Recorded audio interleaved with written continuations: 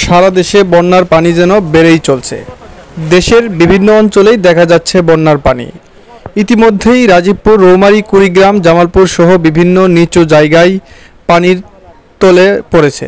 সেই সাথে ঘরবাড়ি, রাস্তাঘাট ও পানির নিচে পড়ে দেখা যাচ্ছে।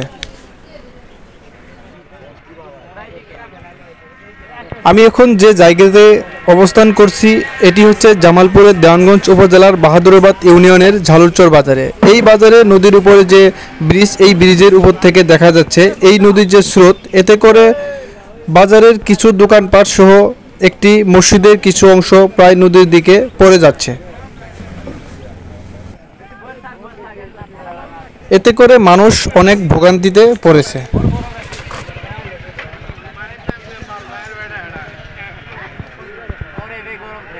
নদীর উপরে দেখা যাচ্ছে এই বাড়িটি অলরেডি প্রায় অর্ধেক তলিয়ে গিয়েছে এবং পানি যদি আরও বাড়ে তাহলে এই বাড়িটি তলিয়ে যাবে।